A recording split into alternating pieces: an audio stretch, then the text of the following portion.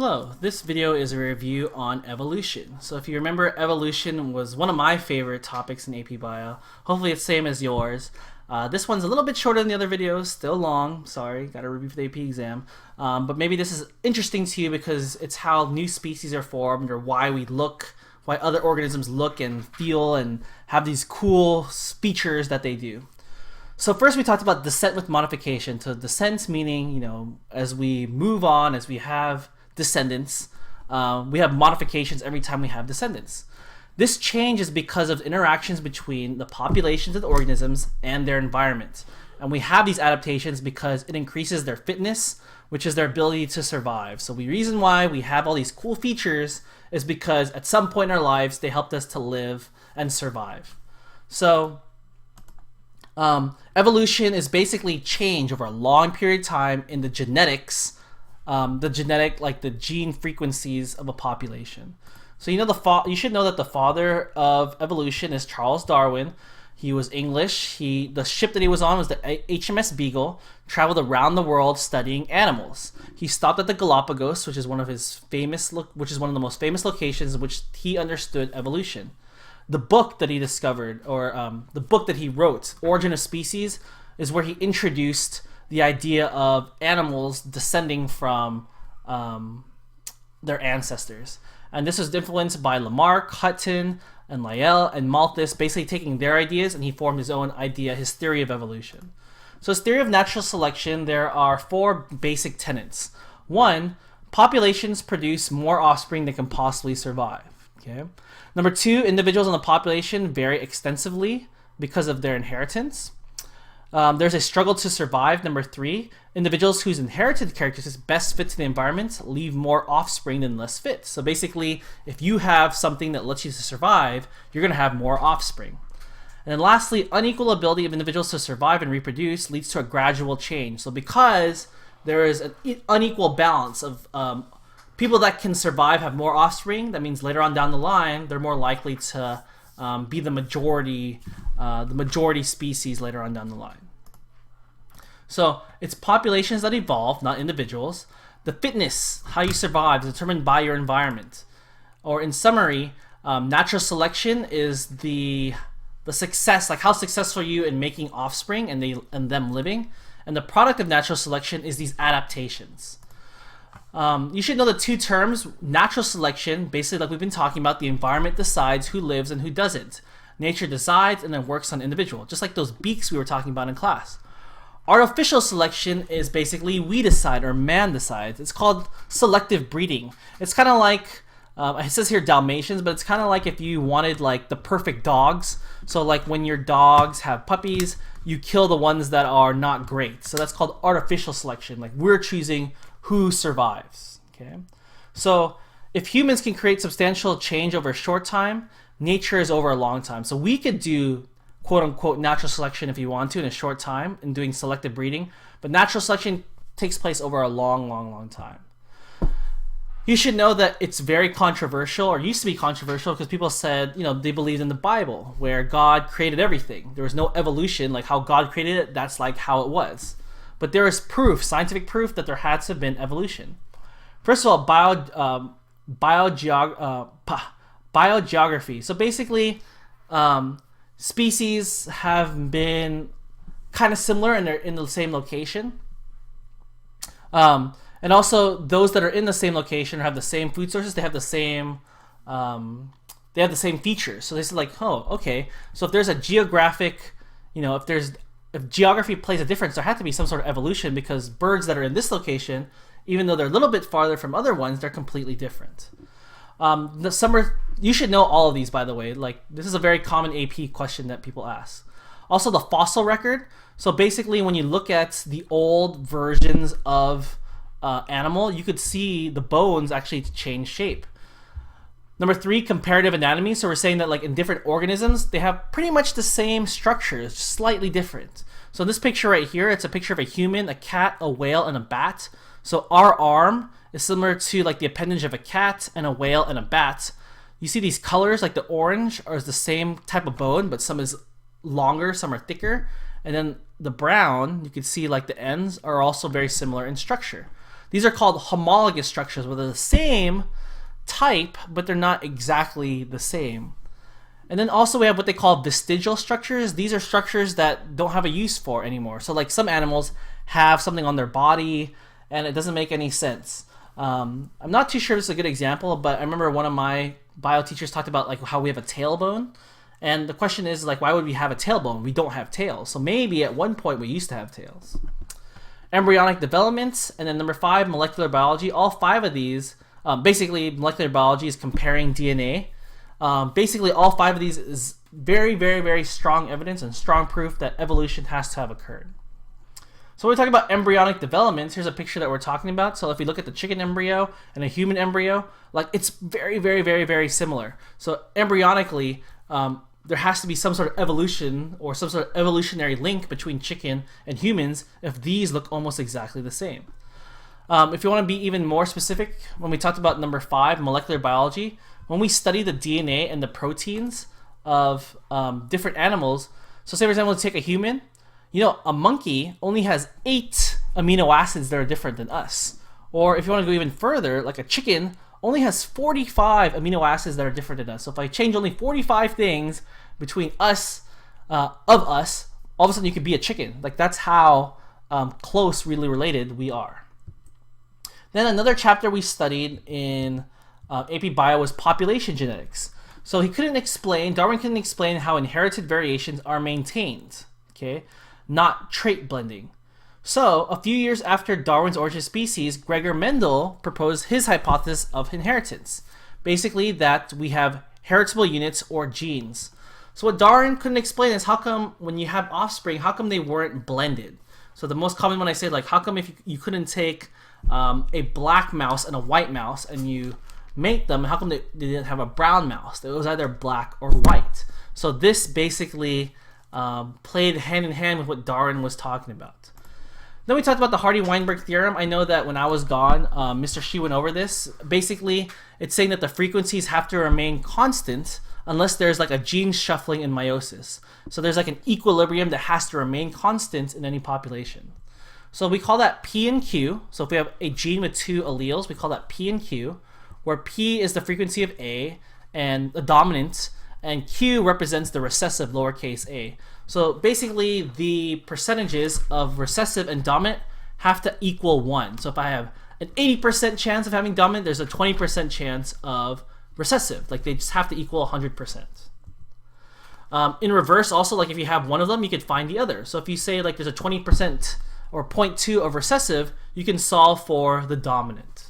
Okay. There's 2 types of frequencies. You should know homozygous, both dominant. This is homozygous dominant, and this is homozygous recessive. And then there's heterozygous. If you're given this, you could use a new equation, and some of you may have forgotten what this equation means. Basically, this piece represents the dominant. P squared represents capital A, capital A. This represents heterozygous, capital A, lowercase a. And this represents lowercase a, lowercase a. So if you know one of these, you could figure out the rest of how much you have of the other alleles. And again, it's really hard to explain over a video, but I'll teach you in class like how to calculate this. And this is one of the numbers. You'll get one question, a math question about this, and I'll show you how to do that. So how do you get the equilibrium? You have to have these 5 to be true. You have to be extremely large, with no gene flow, meaning like nothing is coming in and out. Like it's a large population and nothing is coming in and out. With no mutations, where everyone is allowed to randomly mate, and there's no natural selection. If these are all true, you could use the Hardy-Weinberg equation that we were just talking about. If you don't have any of these conditions met, you have something called microevolution, which is a small generation to generation change in the population's allele frequencies. So I'm saying that if something happened and my offspring has a slight change, that's called microevolution. Okay. What causes microevolution? It could be mutations. We talked about that in the other review video. So a point mutation or gene duplication. So one small mutation can cause microevolution. Sexual recombination. So remember when we talked about meiosis, there's crossing over. So if I have this orange and red chromosome, they cross over a little bit. So basically you get a new combination every generation. So that also could be a cause for microevolution.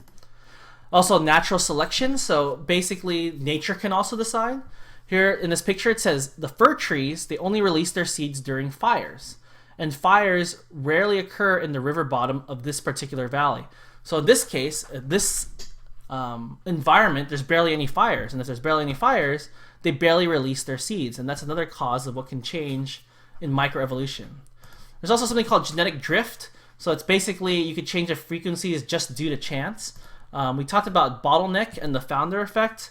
So for example, in this picture, I have red and white flowers, and then only 5 of these 10 plants leave offspring, like so. And then only 2 of these leave offspring, and all of a sudden you have only all red of these flowers. And it has nothing to do with the environment, has nothing to do with mutations, but just basically due to chance, due to randomness, all of them turn red.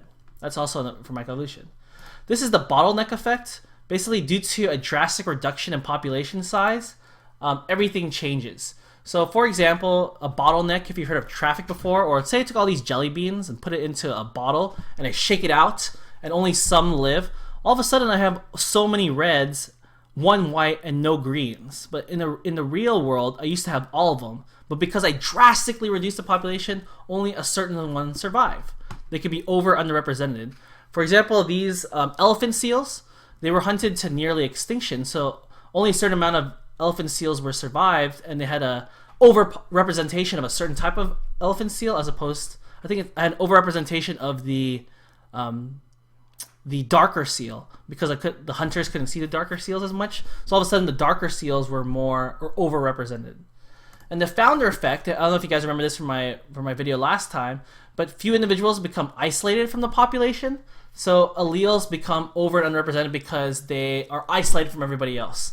So we talked about, I think you guys remember this, in the Amish population. So the Amish, they lived on their own, separate from the rest of the community, rest of the city. And a few Amish had what they call polydactyly, which is an extra finger. But because the Amish only lived together, all of a sudden the Amish tended to have more than 5 fingers. And that's because they were isolated and they only dealt with themselves. And then also gene flow. Gene flow is a genetic exchange due to migration. So when we talk about gene flow, we're talking about things moving. So maybe it's a windstorm that blows pollen, or it reduces differences between populations, and you either gain or lose alleles. So basically things are moving and leaving, okay? Like immigration. Fitness, we talked about earlier. Fitness is the ability to survive, and natural selection can alter the traits in 3 ways. We could do directional selection, where basically when a certain trait is good, it moves toward that direction, okay? Or it could be disruptive or diversifying. So in this particular picture, maybe the population was like, let's just say color. They were either really dark or they were really light. But because of some sort of environmental disaster, all of a sudden they all turned like in the middle. That's called disruptive or diversifying. And lastly, there's stabilizing, where, oh sorry, I'm going in reverse. Haha. So this is, pretend this dotted line is before. Like everyone was brown, let's say. And then something happened, and all of a sudden, now I only have whites and I only have darks, okay? And stabilizing is the reverse. So if I had that same thing, what if it increased? Like it became even more brown. Everybody's almost the exact same color. That's called stabilizing. So here's an example if you want to know what that looks like. So look at these mice. Say for example, this is the original population where I have a bell curve. I have more of these, less of these, less of these. Directional means now more mice are turning dark brown or more turning white. It moves in a certain direction. Diversifying, maybe instead of having the browns now I only have whites and darks. That's diversifying, like I'm just sticking to 2. And stabilizing means I'm going to stick to just one color. It merges in the middle and I only have brown. So there you go, directional, diversifying, and stabilizing. How do you preserve genetic variation? Well, the reason why we have to have genetic variation is because we have 2 alleles, one from mom, one from dad. So basically there's always going to be variety in sexual organisms because you have to have a copy from mom and dad. And the great thing about heterozygotes or heterozygote protection and advantage is that if you're hybrid or if you have again a sexual sexual reproduction, then you're more likely to have hybrids or more likely to have variation, which we talked about sickle cell before. It gives you people hybrid for sickle cell, also protects them from malaria. So Darwinian fitness. So what do you mean by fit? Basically, you can survive and you can reproduce and you can pass on your alleles. You can have what you call intra-sexual selection, which is competition for a mate. So maybe within the same sex there's competition, and there's also inter-sexual selection where it's like mate choice. Okay. Evolutions of populations. Remember that individuals are selected and populations evolve. Okay. You should know all of these because we talked about it before. And the last thing we're talking about is like what they call like speciation, which is like creating a new species, the origin of species. So you can have microevolution or macroevolution. We already talked about micro, changes in a single gene pool, or like the small ones in gene generation. Or macro is over a long period of time where the species looks completely different than in the beginning, or you create a whole new one. This is going to be called anagenesis or cladogenesis. Anagenesis is like making a new race. So you were once this, and now you've evolved, and now you look like this, and you're nothing like what the original one was. Cladogenesis means like you still exist, but we create an offshoot or a branch of bird. So anagenesis, basically there's no original group left, and it's evolution in a single direction, and the previous ancestors all gone. Cladogenesis is called branching evolution. One species stays the same, but a new small portion leaves and creates a new species. And this is what the arrows look like for cladogenesis.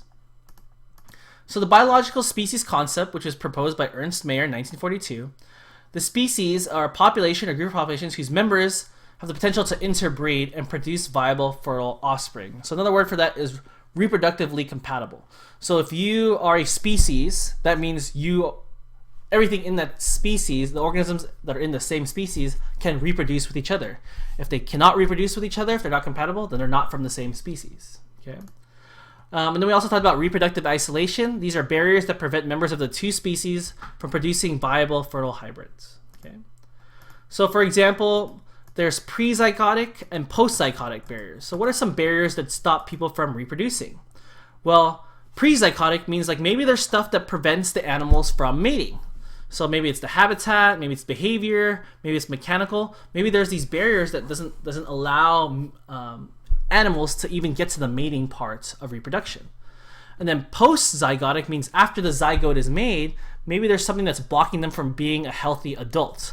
Whether it's the viability, like they can't live, or reduced fertility, like maybe some of these animals aren't fertile, stuff like that. And here's a nice picture of what we mean by reproductive barriers. Other definitions of species, like maybe instead of being sexually compatible, they also say morphologically. So you could say based on their body shape, their size, their species. They could go by their fossil. They can go by their niche or their role in the community, or phylogenic, basically on the tree of life, like where are their ancestors. These are other ways you could define species.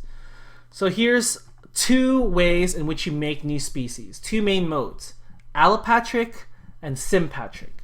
Allopatric means different homelands. Allo meaning different, and patric, like patriotic, means homeland. Sympatric, symp means same, and patric meaning, again, home. So say for example you have these fish, and I make a whole new breed of species of fish, they're blue. If they're in a whole different area, that's called allopatric, a different place. If they coexist in the same location, that's called sympatric. So allopatric, they're isolated, they're in different places, whereas sympatric, they're overlapping.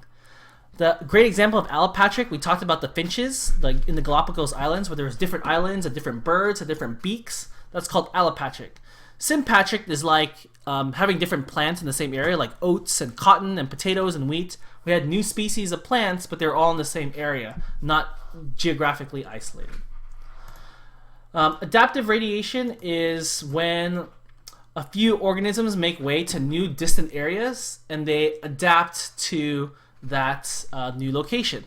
So the environmental change causes for extinctions and new niches for survivors. So think about the Hawaiian archipelago. So you know the Hawaiian Islands, how they're so nice and pretty, but they all have their own different characteristics and their own personality. So that creates new organisms in new different areas. And then if the two splintered groups, so say for example you have two birds, or you had one group of birds, then the two birds separate and they kind of adapt and they change, and then they come back together. There are three types. There's three possibilities. One, they could still be one species and they could still reproduce together, or they could be two distinct species, meaning like they can't breed anymore. Like they were so far separated that I brought them back, they can't breed anymore.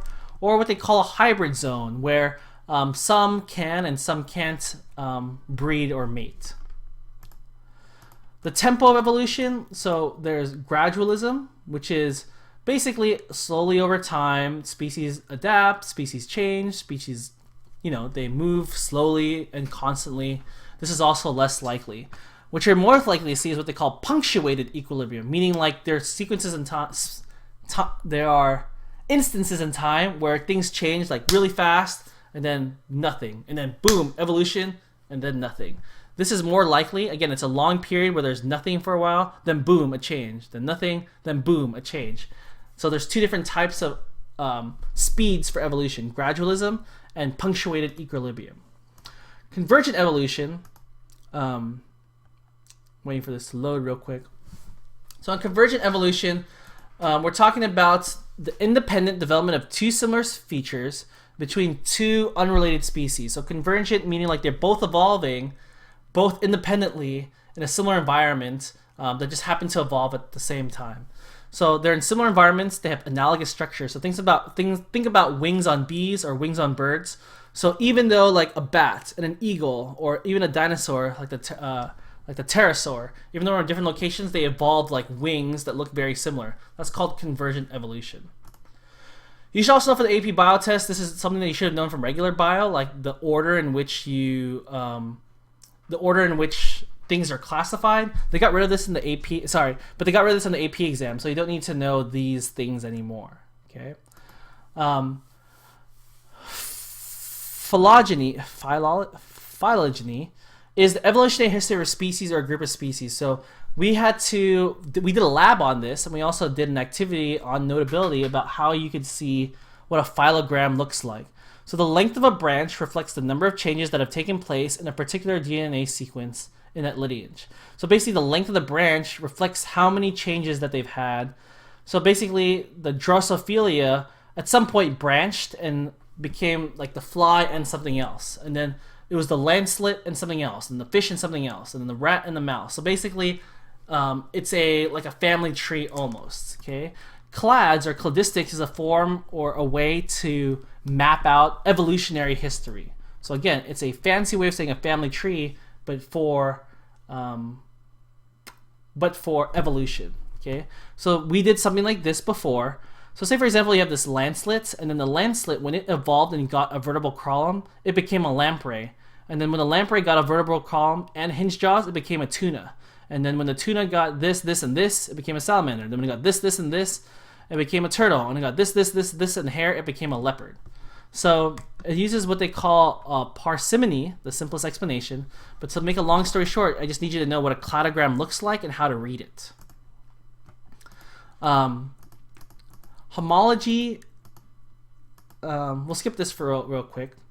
So there are different eras. This I don't think this is on the AP Bio exam anymore, so I'm just like skipping over this real quick. But basically there are different eras: Precambrian, Paleozoic, Mesozoic, Cenozoic, and there was like major extinctions between each one and things that happened. But I think they cut this out of the AP Bio exam, so we're just gonna skip over this part. I want to jump to the end for you, and then this is like if the world's history was on a clock, like the humans have only been around for like a second of a 24-hour clock. But again, nothing you need to know.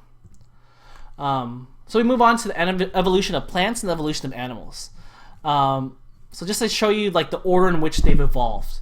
First, we used to have what they call non-vascular plants. Non-vascular, meaning that they didn't have. Remember, vascular is like veins and arteries, like the ability to transport stuff around your body. Well, we used to have like mosses and stuff like that, and they were non-vascular. Eventually they became seedless, like ferns, and eventually they got seeds, which was seed vascular. So mosses were the first the earliest evolutionary stage of plants. Then they got to ferns. Ferns were the first one that had vascular tissue. Then we had gymnosperms, which were like naked seeds on cones, like cone trees, conifers. And then once they became having flowers, that was the most evolved plants. Those are called angiosperms, and that's what we studied in a previous video. The evolution of animals all started with like symmetry. So the earliest animals had radial symmetry, which meaning if I cut like a pizza, they all had the same symmetry, just like this up here and this pot up here. But as you go further and further along the line in evolution, the symmetry became bilateral. So like this lobster, or like the shovel, or like humans were bilateral. So if you remember, I went from basically non-vascular plants to vascular plants to cones to flowering plants. Animals also had the same evolution, similar but different names. So say for example, like the body cavities, like if I cut the body of different animals, the earliest one, like a columate, they had what they call like a column. Like this is their digestive tract, and this is their tissue, and it was all around it. But as I go further and further down and I cut across, you'll notice that these digestive cavities and these tissues get more and more complex as animals evolved. So if you look at basically, even if you look at the zygotes of how animals develop, if you even look at that, so in the past it used to be spiral and determinate, but now they're radial. Basically, the evolution looks so much different now than it used to be in the past. I'm going to skip over this stuff and skip over this stuff. I'll go straight to what the evolution is. So they say the very, very first animals on Earth were sponges. And then from sponges, they became sea jellies or cnidarians. And this is what we saw a lot of at the aquarium. And then from that, it became flatworms. Flatworms, they became mollusks. Mollusks to annelids. Annelids to arthropods like insects, crustaceans, lobsters. Then echinoderms. Echinoderms means spiny skin like starfish and sea urchins. And then vertebrates, us. We're the most evolved of the animals. So you don't need to know necessarily the order of this, but you should know that there is an evolution, like what happened before humans. There were sponges, which were the first animals, and then sea jellies, and then worms, then mollusks, etc., etc., etc.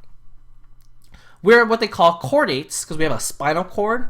So the chordates have what they call a mouth at the end, a nodal cord like a spinal cord, and a nerve cord, and we have muscle segments. Our anus is at the opposite end of the mouth, and then we have like a muscular post-anal tail. So some of these don't apply to us anymore, but we have the same features as some other vertebrates or chordates.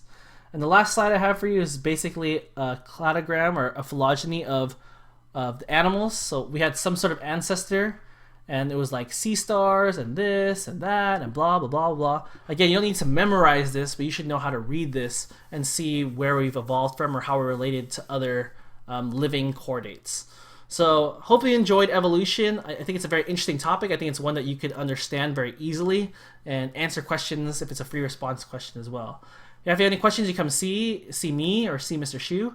And hope you learned a lot. There's only one more review video left, so thank you for watching. I'll see y'all later.